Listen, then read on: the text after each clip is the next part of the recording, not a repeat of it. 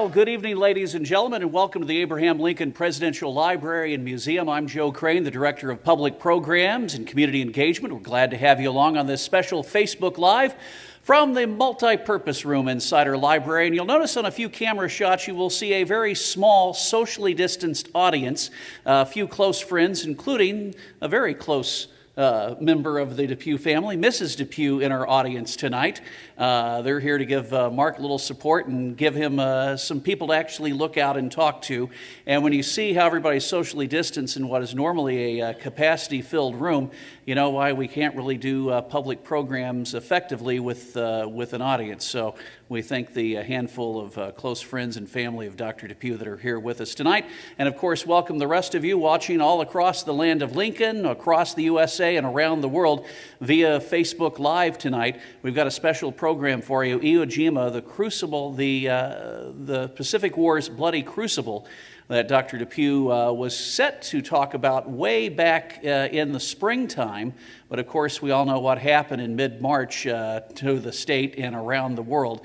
So, it was also supposed to be a kind of a double-edged program, Iwo Jima and Okinawa in one program, but considering how long the two programs were together, we've split them up into two parts. Tonight, Iwo Jima, and coming up on our Facebook Live Thursday, September 3rd, we'll explore the Battle of Okinawa. So without further ado, please welcome our oral history director and military historian, Dr. Mark DePue, with tonight's program on the Battle of Iwo Jima. Mark?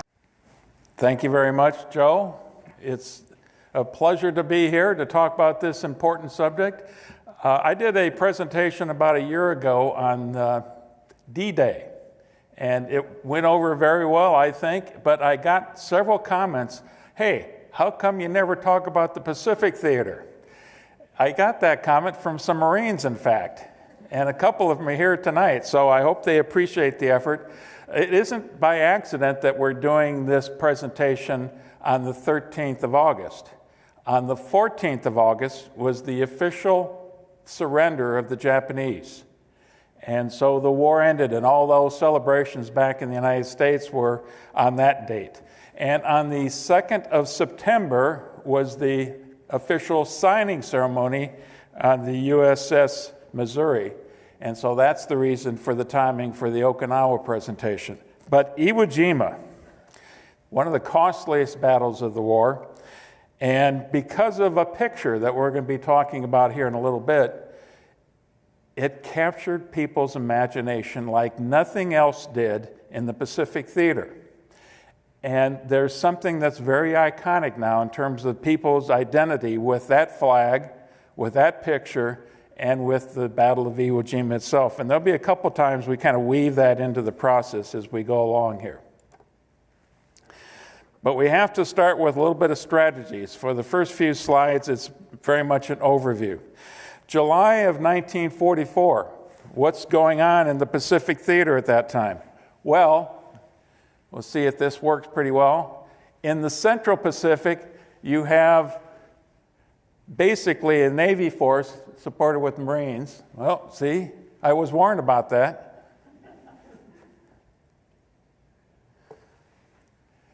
Driving through the Central Pacific. And bloody victories in Tarawa. There's one of the real bloodlettings by the Marines. Seizure of the Gilbert Islands, the Marshall Islands, and the Marianas, which includes Guam and Tinian. So here are the Marianas Islands. And that's as far as the Navy and the Marines got by June of 1944. So how about the Army that's coming up from the south? And primarily that's led with Douglas MacArthur. Well, they have Guadalcanal and then New Guinea. They skip through some places to include Rabaul, and they're heading towards the Philippines. At least that's MacArthur's goal at the time. June of 19th and the 21st of 1944, you have the Battle of the Philippine Sea. And in that case, you have the U.S. Fifth Fleet, 15 aircraft carriers. Imagine that, 15 aircraft carriers against 9 Japanese aircraft carriers. And in the process, the Japanese lose 3 carriers, 2 actually to submarines. So that's a setback for them. But in the same time frame, you have what is now known as the Great Marianas Turkey Shoot, where the air fleet, the Japanese naval air fleet, is basically decimated after that. And there's really not much left. A lot of their senior best naval pilots died in that process. So that's where we're at in July.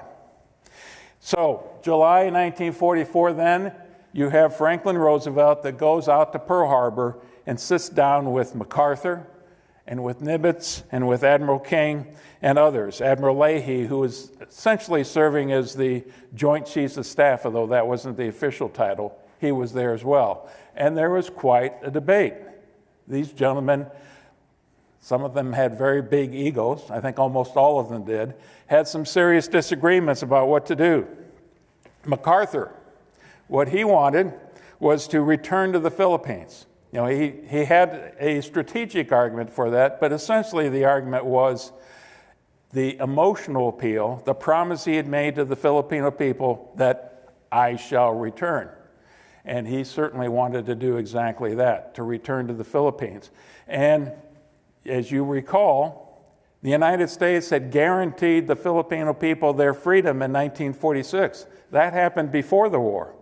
And as far as the Americans were concerned, that was an obligation that we owed to the Filipino people. So that was MacArthur's argument. Admiral Ernest King and Chester Nimitz, they had a different proposal. They wanted to go to Formosa. Now that would make sense because they're coming from the Central Pacific all the way over to Formosa.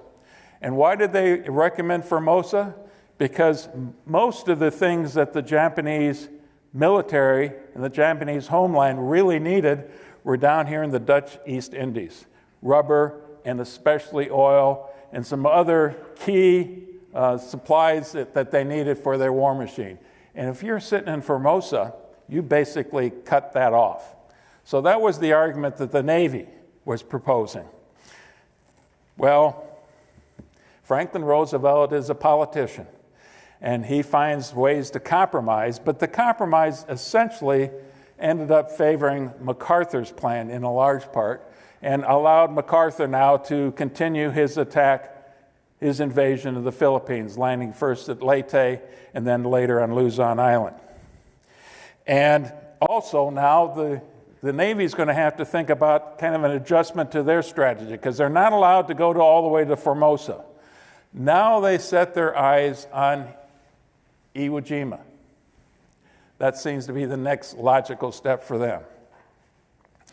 One more battle that I wanted to talk about while we're on this slide, and that's the Battle of the Leyte Gulf. It's really 4 separate engagements. These are all naval battles, essentially. 4 separate engagements all around the Philippine Sea, and what you've got is the bulk of the Imperial Japanese Navy versus the U.S. Third Fleet.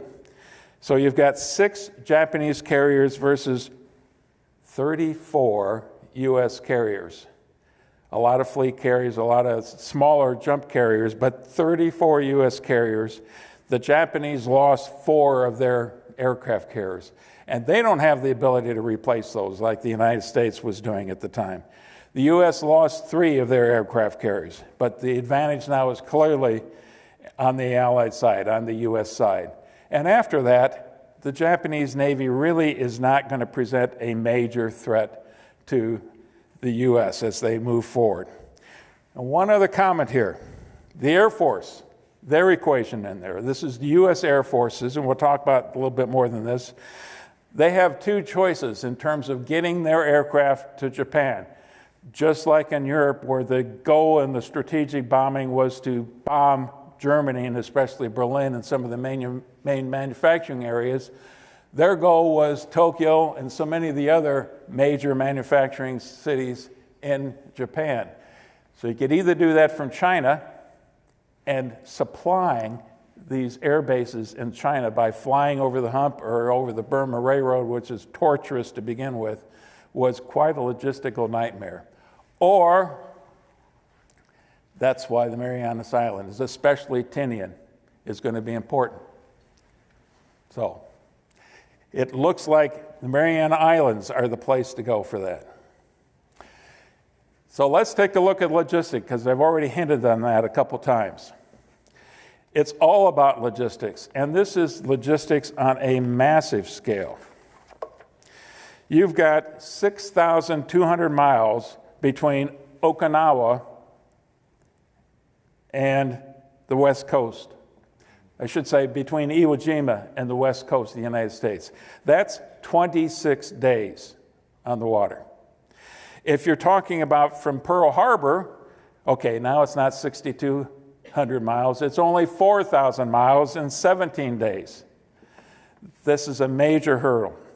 And now you've got to figure out, you can't just sail this huge fleet of hundreds of ships from Pearl Harbor or the West Coast to Iwo Jima. You have to have a staging area.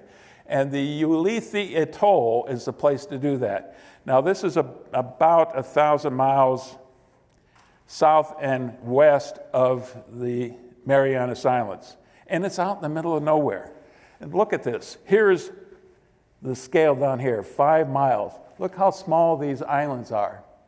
It's basically just a coral reef that you're talking about with a few islands that are peeking through. But when you get inside this coral reef, as you can see right here, hundreds and hundreds of ships. And that's where they had the major staging area. That's where they were able to do some major reconstruction and repair work on these ships. And huge supply depots. It's, again, only 1,000 miles from Okinawa and Iwo Jima. The 3rd, the 5th, the 7th Fleet are all there. The 7th was the one that primarily was supporting MacArthur. And you're shipping everything across the ocean there. Everything from bulldozers to Q-tips. Can you imagine the amount of oil that they had to ship from the United States? Or the tons and tons of ammunition that you had to ship over? Or aviation fuel? And cigarettes. Because I bet about the only thing you didn't want to ever run out of was cigarettes. The military ran on cigarettes at the time. And you had to supply hundreds of thousands of soldiers, airmen, Marines, and not only that, the war in Europe at this time is still going on. So a big push is still heading to Europe, and on top of that, the Russians and the Chinese are all screaming for more Lend-Lease supplies, and we're accommodating them with thousands of tons of Lend-Lease supplies, which includes a fair amount of the food that both of those countries are getting at the time. All of this because of this miracle of American production, both in factories and on farms, that is going on at the time. And that is something that I don't think you want to overlook at all. Okay. Now for my Air Force friends. The B-29. The B-29 was the most expensive project the United States did during World War II. And a lot of people think, wasn't that the atomic bomb? The B-29 cost $3 billion. The atomic bomb development cost $2 billion. Both of them are almost unimaginable to try to figure out the scale of these things. But here's some comparisons for you. It's close to being, I think it is, the largest aircraft during World War II. The B-24, another 4-engine bomber, is a 110-foot wingspan, where the B-29 has a 141-foot wingspan, so much larger. The B-24 maximum takeoff weight is 65,000 pounds. The B-29, over twice that, 133,000 pounds. It has a longer range by quite a distance. It has a range now that reaches all the way from Tinian Island to Japan. Nothing else that we had was going to be able to do that and then get back.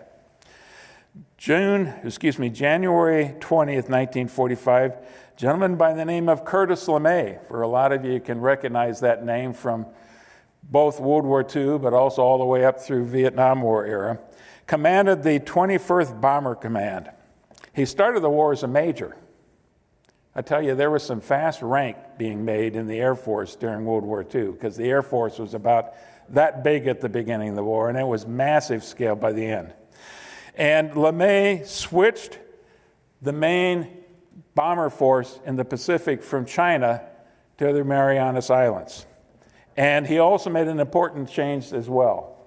Before that time, what the Air Force was doing was daylight bombing, and because of the enemy defenses, they ended up pushing those aircraft much higher. I mean, part of the reason for the B-29's success is it had the pressurized cabin, as well as some very new logistics and new firing procedures on it as well. But anyway, so you can put these aircraft much higher, but then when you're flying that high in daylight, over cloud cover most of the time, and over tough winds, the accuracy was pretty dismal. So what LeMay does is says, let's switch from that, from daylight bombing at high altitude, to night bombing at low altitude, and oh, by the way, let's switch to incendiary bombs, and basically burn the Japanese cities out one after another. And that's what they ended up doing. Many of you are familiar with the results for Tokyo. The worst firebombing of the war wasn't Hamburg or Dresden, it was Tokyo, with the estimates of something like 100,000 casualties in that one bombing raid. And this is just one of many. By the end of the war, they had to make some decisions about what cities not to bomb, so they had something left over to use atomic bomb with. But that's a different story. So, March 9th and 10th is the bombing of Tokyo. That's right in the midst of the combat at Iwo Jima, but it's very much part of the story. From Tinian Island, Tokyo is 1,477 miles, one way. From Iwo Jima, which is pretty much right in the middle, equal distant, it's 760 miles.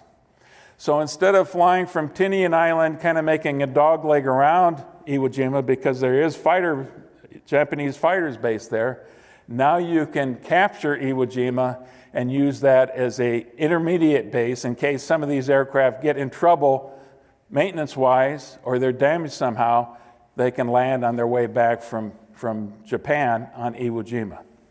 That's the strategic reason for Iwo Jima as far as the Air Force is concerned. And there it is, a Mammoth aircraft. And you can see right in the bottom left of that picture the size of the crew. A little bit about the Japanese command at Iwo Jima then. Lieutenant General Kuribayashi, and I'm not going to try to pronounce some of these first names, it's a tongue twister for me. He takes command at Iwo Jima, and that's him in the bottom right, in May of 1944, and quickly recognizes that he needs to make some serious changes. And primarily, he's going to be focusing his attention on building the defenses, and we'll get into more of that here in a little bit. He was a samurai in tradition, the samurai Bushido warrior tradition. Their way of the warrior, that's what it stood for, the Bushido. And they were emphasizing the principles of honor, courage, skill in the martial arts, how to use a sword properly, how to use a bow and arrow properly, but beyond that point as well. Very much ceremonial in many respects. And loyalty. Loyalty to your master above all else. That was the code in which they lived. And he was one of those, but he was also a very pragmatic man. Part of his pragmatism perhaps came because he spent quite a bit of time in the United States. In 1928, I believe, he was an attaché in Washington, D.C. And during that time, he would travel across the United States, saying all kinds of different things that were going on in the United States at that time. And I believe later on he came back and was also based in Canada for a bit. He even spent some time in Harvard University. And here was his comment that he made at the time that he was there in the United States. The United States is the last country in the world that Japan should fight. He knew.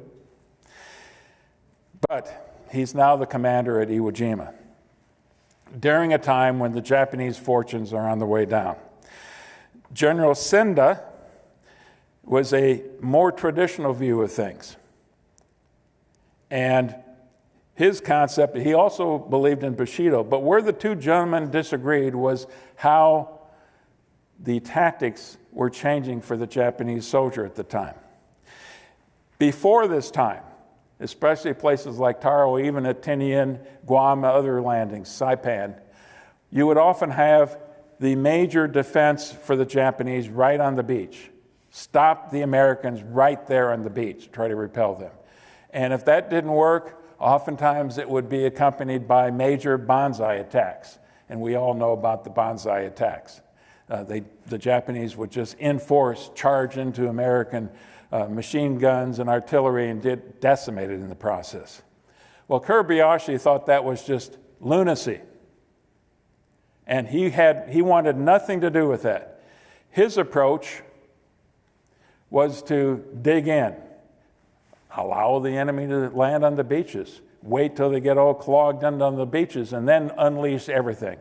But layered defenses, caves, tunnel systems, bunkers that were built. And again, he had close to 9 months to do that for Iwo Jima. Senda was more of a traditional soldier. He thought he was still holding on to the Bushido Code, the honor of dying in a banzai charge. The last thing you want to do is to surrender, because there is great shame in surrender. The Japanese had about 21,600 defenders in total on Iwo Jima. There was the 109th Imperial Japanese Army Division. There was a sizable naval guard force. There were some port troops. You notice I have the word kamikaze up there. Kamikazes had been introduced shortly before that time, and we're talking about naval airships attacking American ships. They are used to a certain extent here in Iwo Jima. It's going to be much more prevalent when you get to Okinawa. And a few other support troops as well. One other colorful character that I want to mention here is Lieutenant Colonel Takeshi Nishi. I think that's how you pronounce his first name. He commanded the 26th Tank Regiment on the island. He was a noted equestrian. He had purchased a horse when he went over to Italy because the Japanese were embarrassed in the 1928 Olympics. And I'm almost embarrassed to say the name of the horse. The name of the horse he purchased was Uranus. And he entered that horse in the 1932 Olympics in Los Angeles and actually won a gold medal in equestrian show jumping. And that's the one and only equestrian medal that the Japanese have ever won. He was something of a man around town. He had a convertible. He would drive around town. He cavorted with people like Charlie Chaplin, Douglas Fairbanks, Mary Pickford, all the Hollywood celebrities. He was very popular. And he ends up in Iwo Jima. He was popular in the United States. A lot of the old guard and Japanese army, especially the old cavalry, looked down their noses at him and figured, well, this might be a good place for him to end his career. But he would walk around and inspect the defensive works as they were being done with his riding crop in one hand and his cavalry boots that he was wearing at the same time. A colorful gentleman. Let's take a harder look then at Iwo Jima itself. Okay, the geography of the place. It's a volcanic island. It looks very much like a pork chop, doesn't it? It's 8.11 square miles. The name of the island is Iwo Jima because that's essentially, in Japanese, Sulphur Island. And that's what it smelled like, the volcanic sand that you had there. And one author that I read described Iwo Jima as a cinder clog, 4.5 miles long and 2.5 miles wide.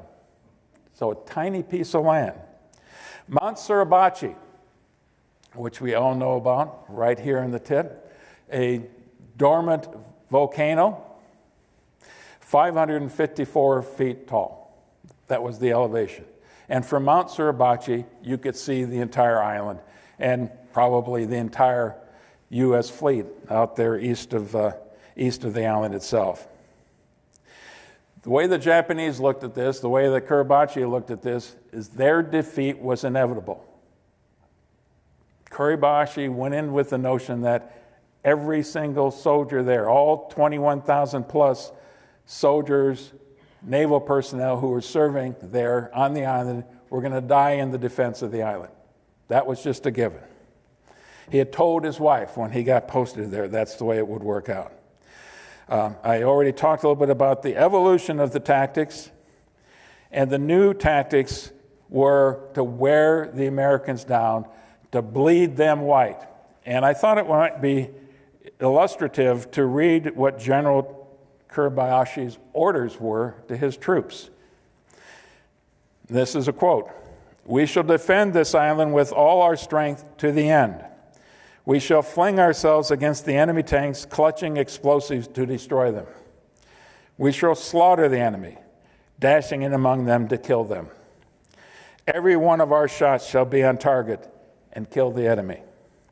We shall not die until we have killed 10 of the enemy. We shall continue to harass the enemy with guerrilla tactics, even if only one of us remains alive." Those were his orders. Can you imagine American soldiers getting those kinds of orders? And the expectation that you're going to be staying here until you die, one way or another. He forbade banzai attacks. So just the opposite of what Senda wanted to do, Kuribayashi forbade them to use those tactics at all. And to dig in deep. That's what his goal was. And again, they've got 9 months to do that. And I believe, here's just a small example of some of the tunnels that were honeycombing Mount Suribachi, but the entire island as you went north as well. That's what they were facing. That most of the Japanese were deep underground. Okay, well, let's look at the American command. Admiral Chester Nimitz, a Texan, a plainsman. That's so typical for the American Navy. They have all these people from places like Kansas and in the plains area, they end up in the Navy. An Annapolis graduate in 1905, he was Commander-in-Chief of the Pacific. So in naval jargon, he's SINCPAC, Commander-in-Chief Pacific. That's what that stands for. Quiet, a bit on the introverted side. FDR elevated him after he fired Admiral Kimmel. You might remember Admiral Kimmel, who was the commander at Pearl Harbor the day that Pearl Harbor was attacked. So Kimmel's sacked, Nimitz comes in.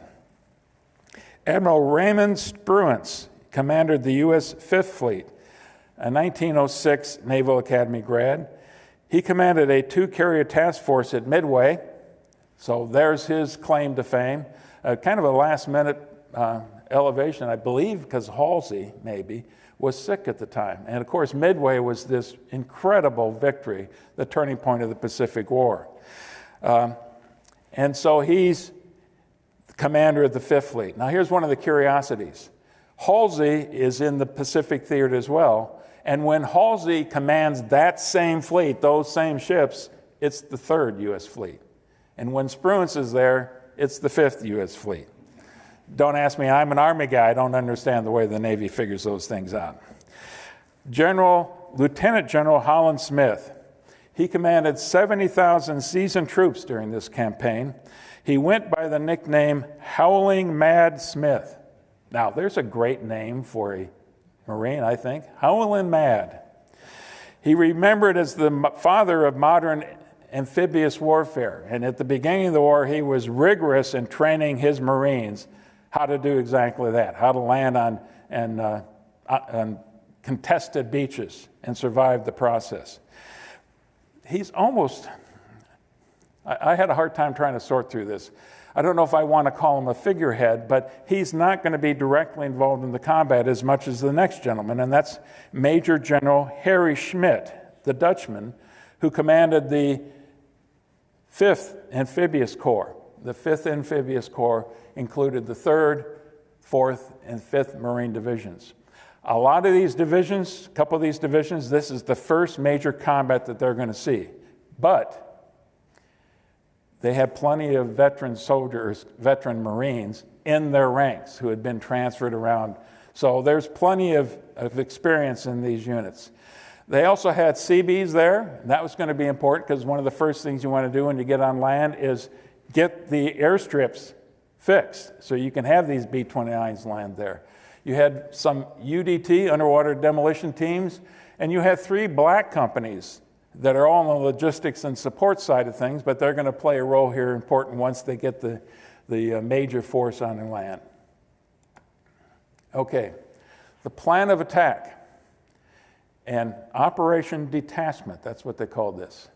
Kind of a curious name, I think. They anticipated, Schmidt anticipated that this would be a 10-day campaign. Didn't know for sure how many Japanese were there. Some estimates were in the neighborhood of 10,000. So they were off on that number as well. The UDT teams are going to go in and recon as early as February 17th. That's a couple days before. And that recon is going to be crucial. Their job was to find out what the condition of the beaches were, where the defenses are, what kind of soil or sand they're going to encounter once they get there. The 5th Marine are going to land on the left at Green and Red Beach. And the 28th Regiment is right here. Their job is to take Mount Suribachi. That's their mission. And to do it as quickly as possible, because again, at Mount Suribachi, you can see the entire island. And if you got artillery up there, and they obviously did, you can harass and shell the entire landing force.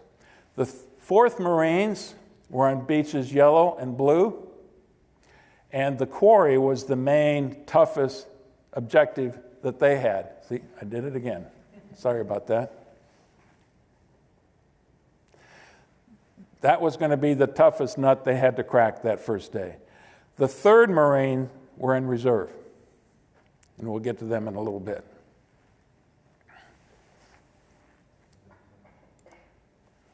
Okay. Beforehand, you want to have a major bombardment of this. And the bombardment actually started months and months before. June of 1944 was some of the earliest bombing, and obviously at that time, you're not talking about a bombardment from ships, you're talking about some of the Air Force assets that they had, or even naval aviation assets that they had at that time. Going into the battle itself, though, General Schmidt, the ground force commander, 5th Amphibious Corps commander, asked for a 10-day naval prep. And the naval commanders at the time said, 10 days? We don't have that kind of ammunition to use on 10 days. That's almost impossible. We can't do it. They argued back and forth, and they finally agreed to 3 days. And because of weather, and because of a couple other factors, those 3 days were largely ineffective. And only in the last day or so did aircraft from aircraft carriers join in. And now this is much more of a pinpoint kind of an operation when you're talking about naval air coming in and blasting away. But again, how long have the Japanese had to prepare all of this? How deep did they dig into the island itself? D-Day, February 19th, 1945. Okay. There's the naval bombardment, and that begins. And a little bit more in the naval bombardment.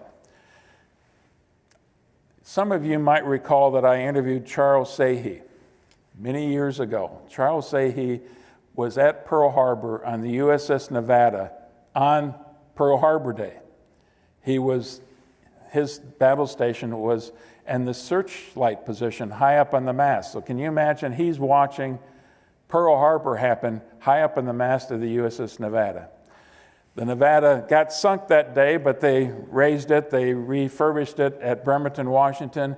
By Iwo Jima, it's there offshore providing naval gunfire support. Just on Monday, I opened up a letter from Charles, who's now 97 years old, and he wrote about what you're just going to hear. And he amazes me.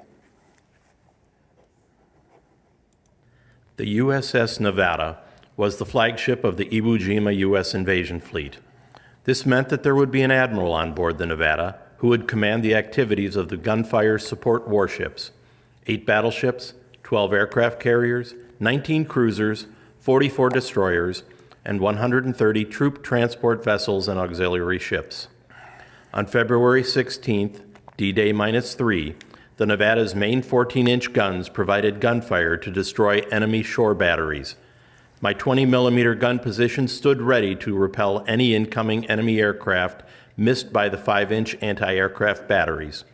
As the Nevada closed to within 5,000 yards, she fired white phosphorus shells onto the beaches, creating a dense, acrid smoke to obscure the Japanese observations, with an added painful application of burns on exposed skin.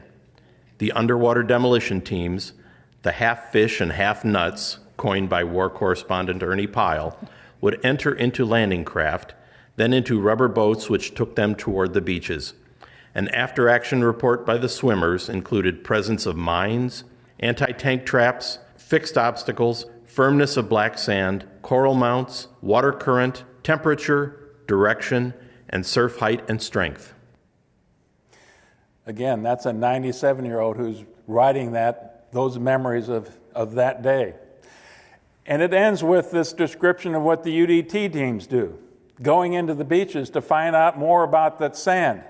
So for the Marines out there, I'm sure when you went to Marine Corps basic training, you heard lots about the sand of Iwo Jima.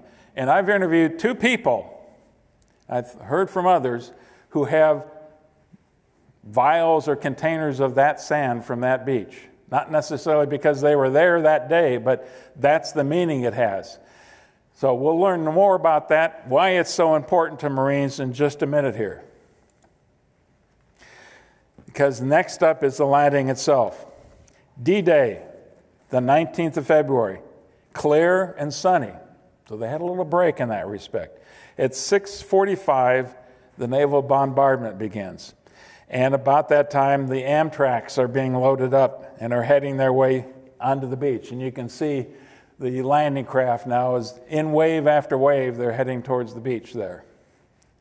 At 0700, the landing craft are in line of departure 2 miles out.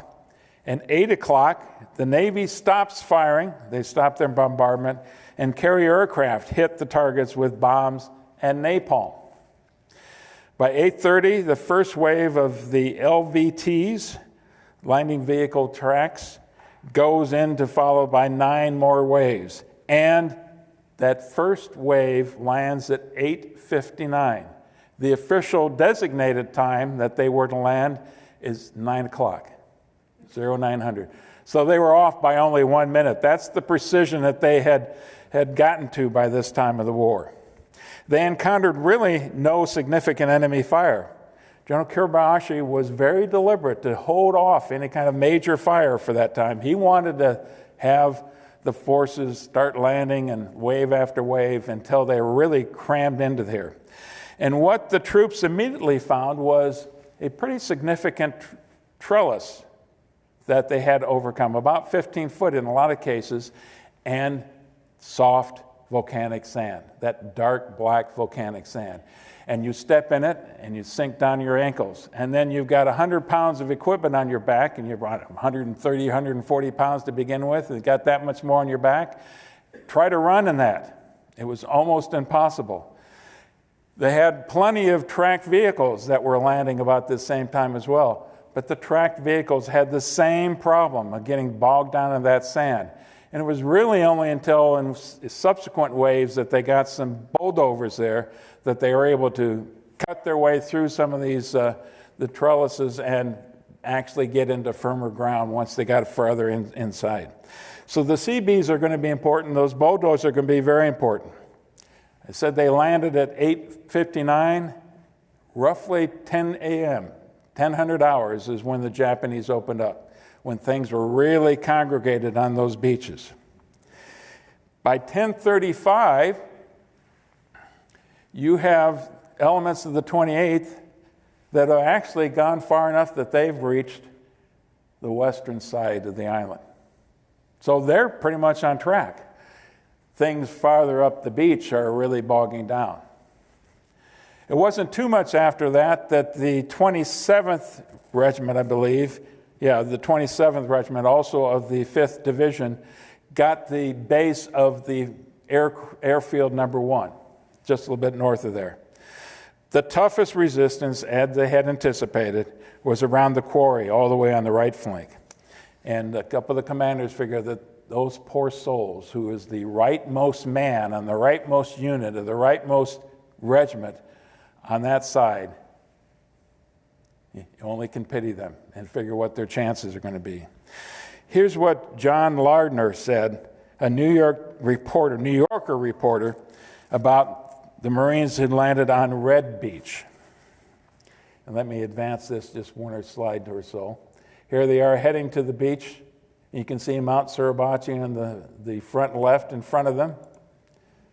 And there they are once they actually got to the sand. Look how much, you can tell how soft that sand was that they're trying to navigate. Here's what John Lardner said about the Marines at Red Beach. Looking around, I had the leisure for the first time to think what a miserable piece of real estate Iwo Jima is. No water, few birds, no butterflies, no discernible animal life, nothing but sand and clay, humpback hills, stunted trees, knife-edged kuni grass in which mites who carry cerebral typhus live, and a steady, dry, dusty wind. That was the Iwo Jima that greeted them when they landed.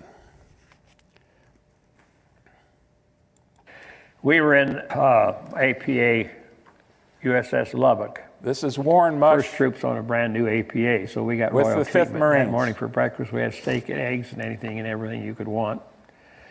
Then we, at the proper time, we climbed down the cargo nets into our LCVPs and then rendezvoused out around the mothership. And then at a certain designated time, we took off for the departure line, which was where we all lined up to head for the landing beaches. And the first waves that landed hit the beach, and in an hour and a half to 2 hours were clear across the neck of the island with hardly any resistance of any kind. I landed in the 13th, that was, H.R. was at 9 o'clock. I landed in the 13th wave at 1 o'clock and missed it by a minute or two of being right on schedule. And at that time, as I guess the best way to describe it was all hell broke loose, because the Japanese had all their mortars, artillery, machine guns, everything zeroed in on the beaches and were giving us all they had. Hit the beach and the ramp went down. We all ran out and hit the deck, so to speak. Well, my first impression when I hit the beach on the island, I could reach out and touch a dead Marine with my left hand and with my right hand. They had a camouflage paint on their faces, and that's when the shock really hit me. I was there in the midst of the real thing. I started to raise up, and as I started to raise up, Japanese machine gun knocked that volcanic sand in my face about 6 inches above my head. I ducked down, looked around to my right, and another LCV was coming in right just beyond down the beach from where I had come in. As the ramp went down, a mortar shell hit right in the midst of the men as they were running off. I quickly decided the beach was no place to be, took off running from shell hole to shell hole, and to me, it's still a mystery how myself and my 18 men all arrived at the right place at the right time, designated spot. Lieutenant Warren Mush was the battalion intelligence officer from one of the battalions in the 28th Regiment.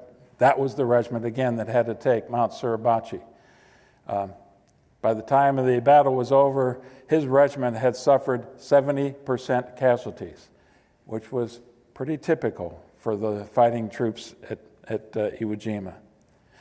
The main target for his regiment, again, was Mount Suribachi, and that was the defense was commanded by a Colonel Atsuchi, and he had 2,000 Japanese soldiers defending it, and filled with warrens and caves and bunkers and artillery positions and everything else. Machine guns, plenty of that. But again, on D-Day itself, they had already isolated Mount Suribachi from the rest of the island. And the battle was bloody. It was foot by foot as the Marines are fighting their way up up the slope of the hill, mainly on the north slope. The north slope obviously was the one that was observing the rest of the island. And by D+3, they had basically fought their way all the way up to the top. In fact, right at the end of D+3, there was a small patrol that reached the top, was able to come back down. There wasn't much resistance that they had by that time, and report that they were able to make it up to the top. And the decision was made, well, let's move on D+4 the next day, a more determined push to make the top slope and secure it permanently. Now, about that same time, about a force of 300 Japanese decide the gig is up on Mount Suribachi. It's time for us to move north because we're not going to be able to survive this. So a group of 300 Japanese head north. Only 20 of them actually were able to make their way through the American lines to reach Japanese forces. They are met by Navy Captain Inoue, who was one of the senior naval officers in the Japanese naval force there. And Captain Inoue was outraged. This is not what Japanese soldiers are supposed to do. They're supposed to die in place, cause the enemy to bleed. And here's what he screamed out at these 20 who survived, especially to this lieutenant who had the senior member of that group. "You traitor, why did you come here? Don't you know what shame is? You are a coward and deserter. I shall condescend to behead you myself." So, being a good samurai, he takes his sword out, and he's about ready to decapitate this young lieutenant when his junior officers got a hold of him and grabbed the sword, and he didn't actually do it.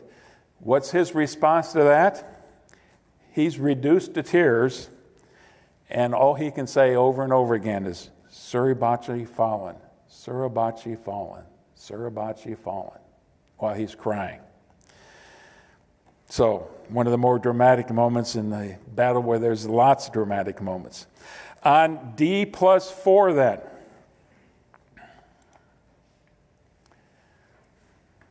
you've got Mount Suribachi, it's isolated. You've got a small group that then goes forward, gets to the top with a flag, somebody's taking a flag with them, and the first flag raising occurs on D+4. And this is a picture taken by a Marine photographer of the first flag raising. Small and unpretentious, but that's the flag that the Marines around the airstrip and the ships out in the bombarding and supporting the landings, everybody sees this flag goes up, or everybody sees that moment when they realize there's a flag in the top of Mount Suribachi. So there's this huge cry and cheering. The ships start to blast their horns, and they're excited because we've achieved something. It's about that time that you have Navy Secretary of the Navy, James Forrestal, is with General Smith. They have now landed, and then they're in the vicinity of the airstrip, that first airstrip. And, of course, Forrestal looks up there and says, "Boy, that would be something to have. I sure would like to have that flag." And you can imagine what the commander of the troops that got it up there in the first place thought about some brass who decides they want to latch onto that flag. It didn't take it kindly. So a Lieutenant Colonel Chandler Johnson decides, we're going to secure that first flag, but I'm going to have my men take another flag up there to replace it. And we'll give that first flag to Forrestal. So that's what happens. They decide that they get a larger flag from LST 779, landing ship tank. Those are the big ones that had the doors that opened up. You can pull right onto the beach, and lots of heavy equipment can come off of those. That's where they got the second flag. And several Marines take it up to the crest, to the hill, and that's around 1200 hours, noon. And it's that second flag now that you have a civilian photographer, Joe Rosenthal, takes that picture. That's the famous picture. And here's what Forrestal says to Smith about that time. Grimmer, Smith's first name is Holland. Holland's mad. Holland. He says, Holland, the raising of that flag on Suribachi means a Marine Corps for the next 500 years. He knew the significance of that symbol that they had. Now, a lot of people probably think that was the end of the fighting in Iwo Jima. No, the fighting is really just getting started on day D+4. So now we've got a situation that looks like this. They've got the rest of the island. Let's see, it's about right here at that particular point in time. They've got the rest of the island to secure afterwards, and a very determined enemy to prevent them from doing just that. So combat, here's how I would explain this.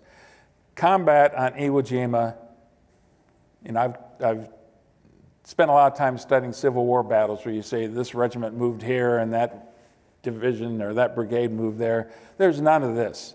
It's all individual, small unit actions, a squad, maybe a platoon. Somebody would have to step forward and take initiative. I was reading about one company that went through 6 company commanders in a single day. 6. And oftentimes you'd have a squad or a platoon that would be commanded by a corporal or a private first class or something like that. Somebody who's willing to step forward and take the initiative. The Japanese had carefully set all their bunkers and pillboxes so there would be interlocking fire. You think you had accomplished one thing, and before you know it, you're getting fire from the flank and you're taking in. So it was a slog, a bloody foot-by-foot slog that they had. When American artillery and mortar and airstrike came in, the Japanese would simply just withdraw in their caves until it passed, and then they moved forward again. They fought in place, they stayed in place, they willingly died in place. Here's what General Smith, we just had talked about him again, here's what he said about Kuribayashi's Japanese defenses. Kuribayashi's ground organization was superior. The only way we could move was behind rolling artillery barrages that pulverized the area, and then we went in and reduced each position with flamethrowers, grenades, and demolition charges. Some of his mortar and rocket launchers were cleverly hidden. We learned about them the hard way, through sickeningly heavy casualties. Every cave, every pillbox, every bunker was an individual battle where Marines and Japanese fought hand-to-hand to the death. And I'm reading a lot of these quotes because I think that's the only way I can begin to convey what the combat was actually like. Here's one of the authors that I was reading, how he described it. And one of the crucial weapons, and consider this as one of the crucial weapons, was the flamethrower. The flamethrower was the most practical weapon for clearing the enemy from caves, pillboxes, and bunkers. Horrific in its effect, it saved the lives of countless Marines who would otherwise have had to pry the enemy out in hand-to-hand fighting with an opponent who did not consider surrender an option.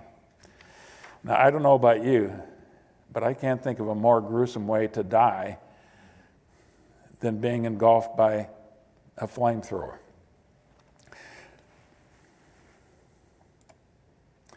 One of the people who played a role was a gentleman that I had the honor of interviewing last year, Hershel Williams, one of 27 combatants on Iwo Jima who ended up receiving the Medal of Honor. He was in the 3rd Division. The 3rd Division, basically, that was the reserve division, but it landed, I believe, on D+1 and very quickly was in the heat of the battle. And here's what he said about being selected now for a crucial mission. When we went across the airfield, we had no protection, so we lost most of our people. Just as a statistic, when we hit the beach, we had 275 people in our company, and on March the 5th, we were down to 17. as we would try to break through the pillboxes, they had all the protection because they're in a confined area. We're in an open area, jumping up, trying to run forward, and of course, they would just mow us down. And my commanding officer had lost all of his officers except 2, and all of his platoon leaders and gunnery sergeants and squad leaders, they were gone. And we were trying to break through a line of pillboxes that had been built to protect the airfield. So that's when he called for a meeting of the NCOs that were left in the company. So we gathered in a great big shell crater, had been blown out, and we could get below ground in that shell crater so that we at least wouldn't be shot at with grazing fire. And he was looking for ideas and trying to figure out what are we going to do from here, because there's not very many of us left. And that's when he asked me if I could use a flamethrower to eliminate some of the pillboxes. When I hit the beach, I had 6 individuals that were in my little unit, special weapons unit, that were flamethrower demolition operators. And well, by that day, the 23rd, we'd only been there 3 days, they were gone. I didn't have any left. I was the only flamethrower demolition guy in the company. So he asked me if I thought I could do something about some of the pillboxes with a flamethrower. And that was my job.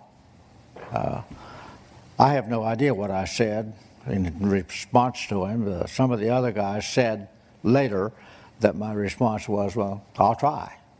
So he gave me 4 Marines to support me, protect me, and go. I just said, come with me, and I put them in position to shoot at the pillboxes while I'm trying to get to the pillbox. And put the flamethrower on and took off. Hershel was too modest, I think, to actually talk about the event itself where he earned the Medal of Honor. So I'd like to read the citation, or the relevant parts of the citation. Quick to volunteer his services when our tanks were maneuvering vainly to open a lane for the infantry through the network of reinforced concrete pillboxes, buried mines, and black volcanic sand, Corporal Williams daringly went forward alone to attempt the reduction of devastating machine gun fire from the unyielding positions. Covered only by 4 riflemen, he fought desperately for 4 hours under terrific enemy small arms fire and repeatedly returned to his own lines to prepare demolition chargers and obtain serviced flamethrowers, struggling back frequently to the rear of hostile emplacements to wipe out one position after another. On one occasion, he daringly mounted a pillbox to insert the nozzle of his flamethrower through the air vent, kill the occupants, and silence the gun. On another, he grimly charged enemy riflemen who attempted to stop him with bayonets and destroyed them with a burst of the flamethrower from his weapon. His unyielding determination and extraordinary heroism in the face of ruthless enemy resistance were directly instrumental to neutralizing one of the most fanatical defended Japanese strongpoints encountered by his regiment. That's the essence of his Medal of Honor citation. Those 4 riflemen who were guarding him, I believe all 4 were casualties and 2 were killed. Again, that tells you something about the ferocity. And it's only something of a small miracle that he survived, only to be injured at the very end of the Iwo Jima campaign. With all these casualties that we've been talking about, you can imagine the field hospitals being filled up very, very quickly. And I wanted to read this quote as well because I think it's indicative of the attitude, the spirit that the Marines had at that time. And this is a comment that a surgeon, Lieutenant Graham Evans, wrote to his wife in a letter. "I've seen all the surgery I want for a while," he wrote her. "They come in with wounds that make you sick to look at, and you tell them they must be evacuated, and they cry." Think about that. It's for that kind of reason that Admiral Nimitz said about the bravery that he was seeing at Iwo Jima. Among Americans who served on Iwo Jima, uncommon valor was a common virtue.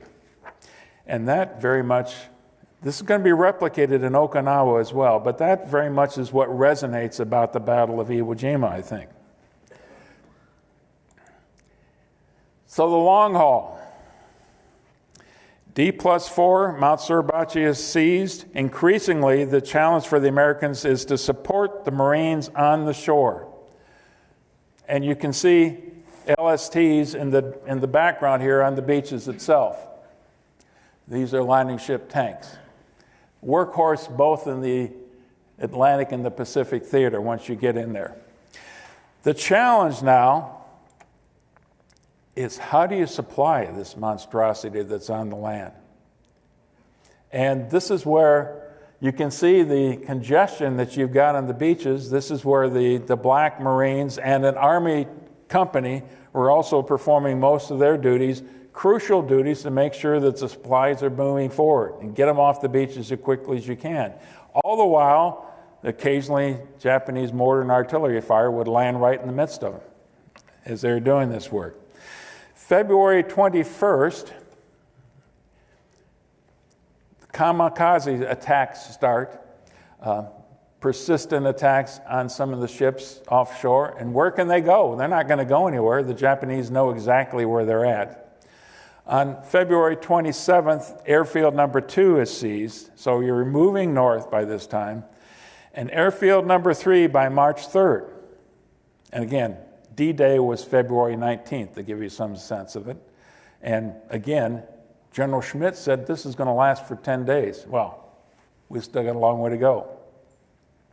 March 4th, the first B-29 lands on airfield number 1. And there it is. The Dynamite, D-I-N-A-H. Dynamite, that was the name of this ship. It had a faulty fuel gauge. It had to land there in emergency. They were able to fix the fuel gauge, fill it up with more fuel, and get it off to Tinian Island. The first of hundreds that are going to land there, saving thousands of lives in the process. And again, that was one of the main reasons that they thought Iwo Jima was worth the fight.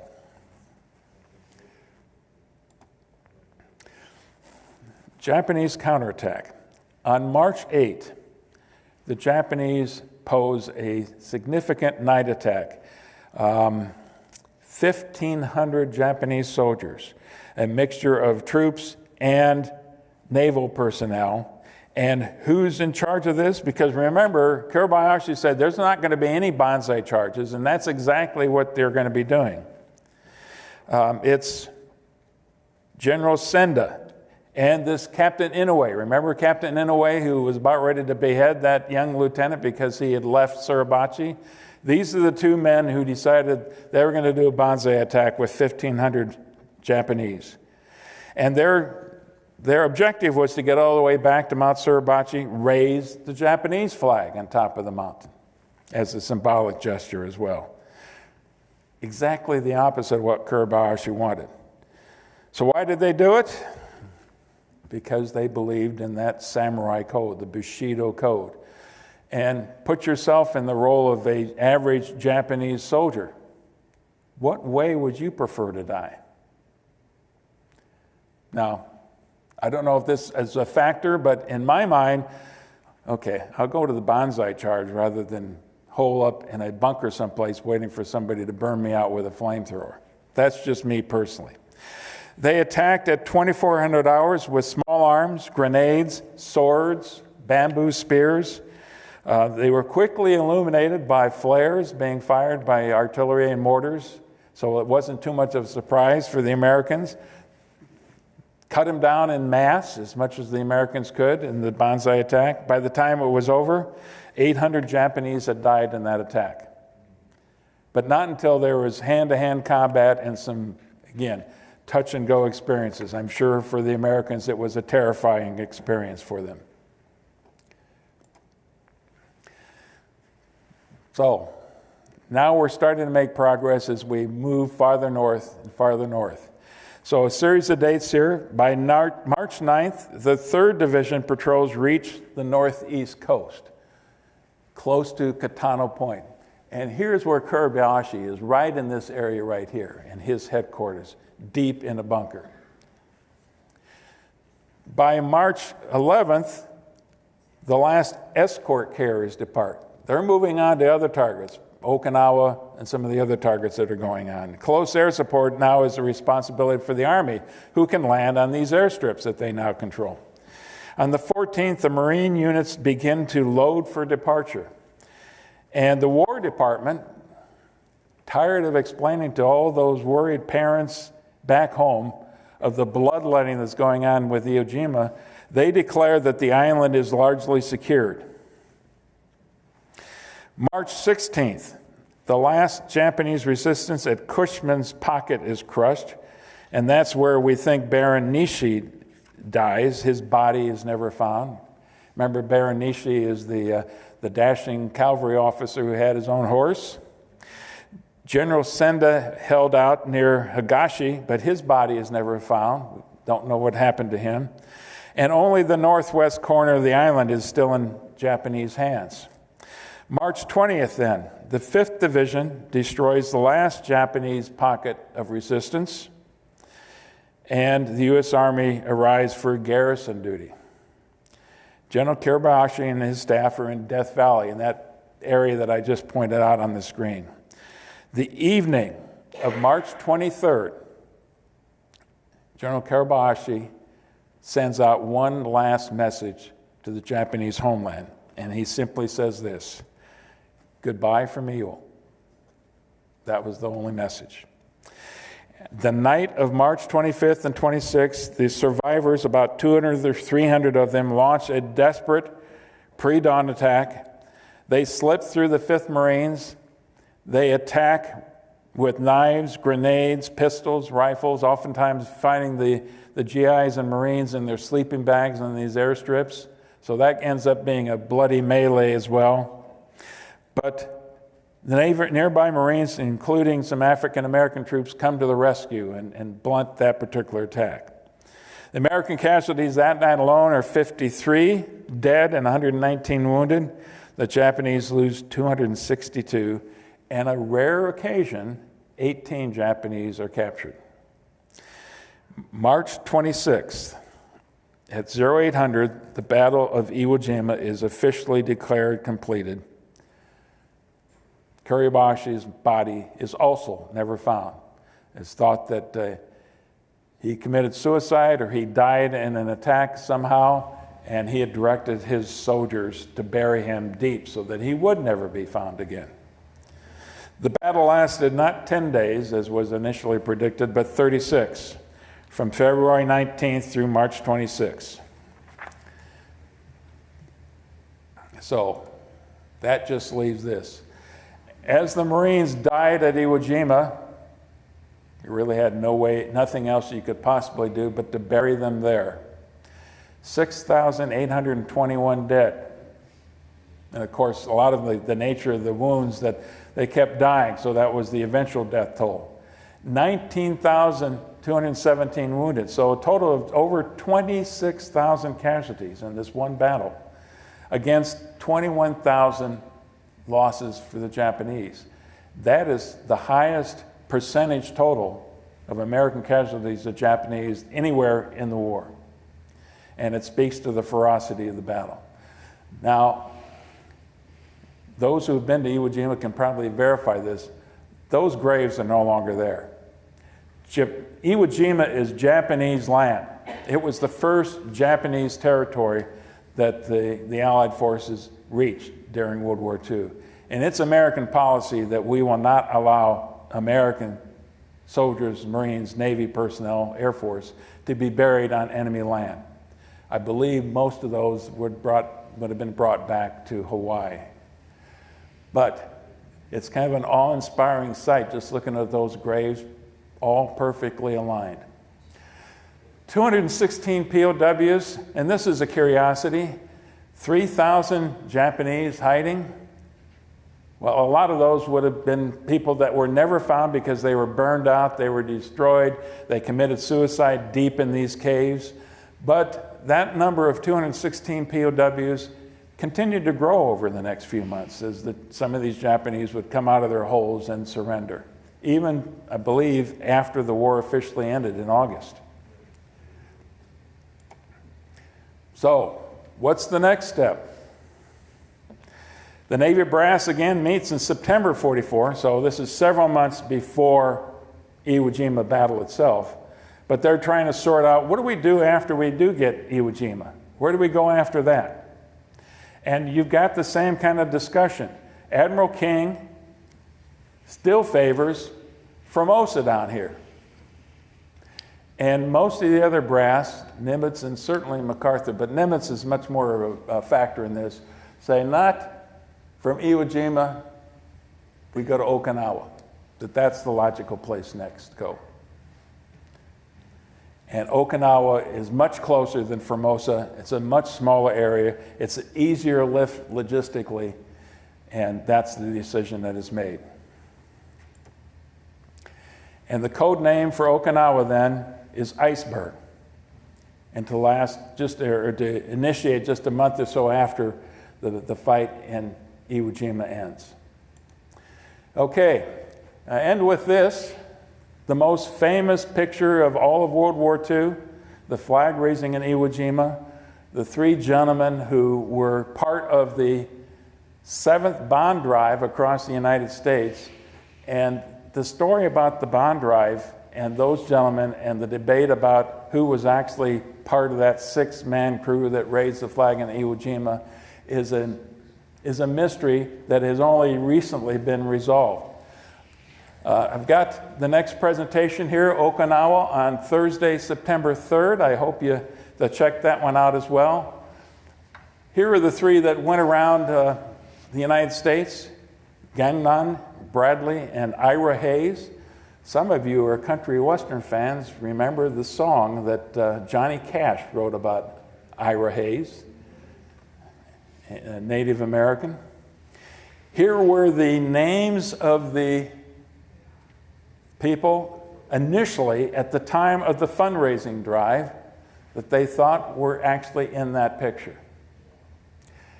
Sousley and Hansen and Strank all died in the battle, and Bradley was wounded.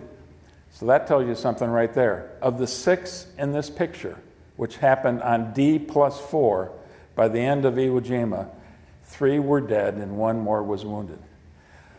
But here's the curiosity.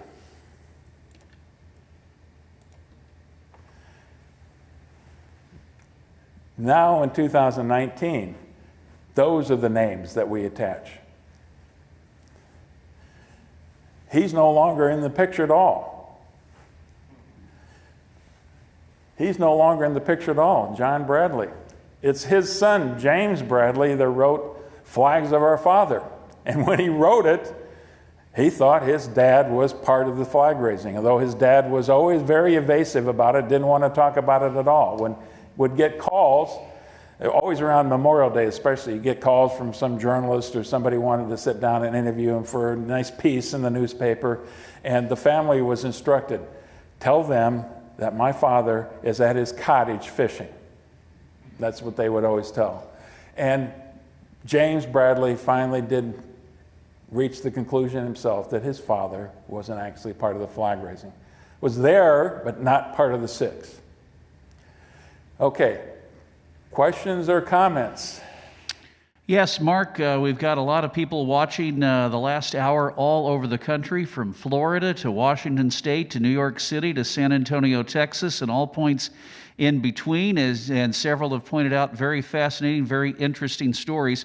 Not so much a question, but a comment from Clyde Wills, who's watching tonight, says, I'm watching in honor of my cousin Franklin Sousley, who was one of the flag raisers, so a member of the one of the families watching tonight.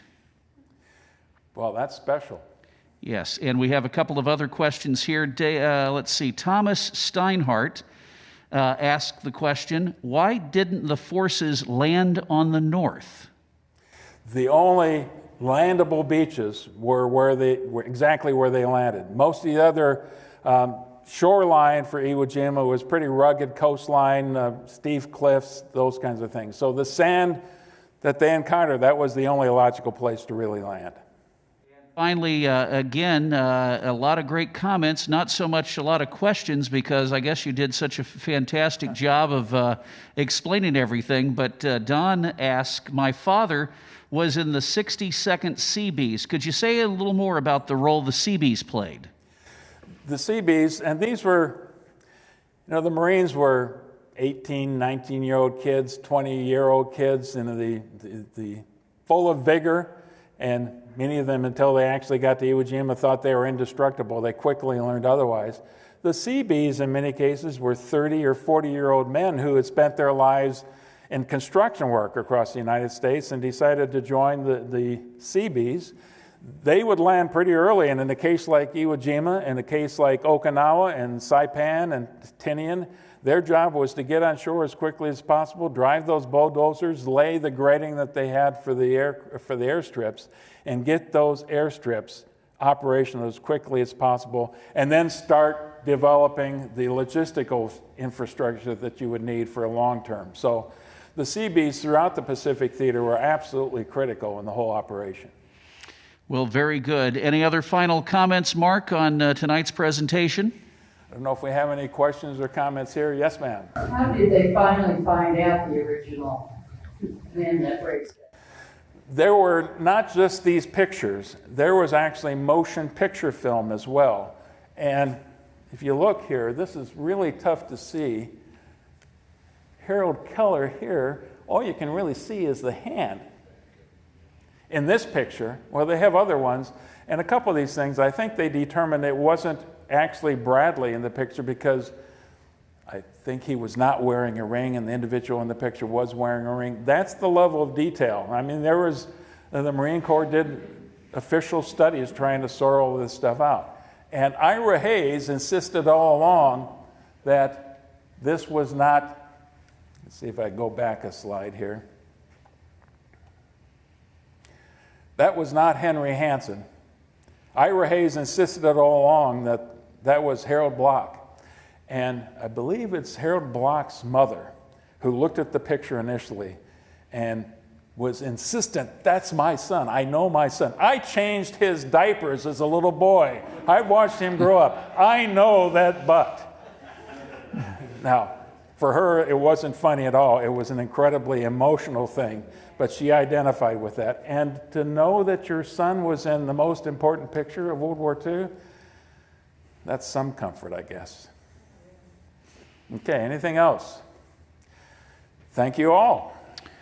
Ladies and gentlemen, again, we, if you noticed a few heads here and there in some of the camera shots, we had just a very small audience of some family and close friends of Dr. DePue to give him encouragement tonight. So for those of us in the room, let's give Mark a big round of applause.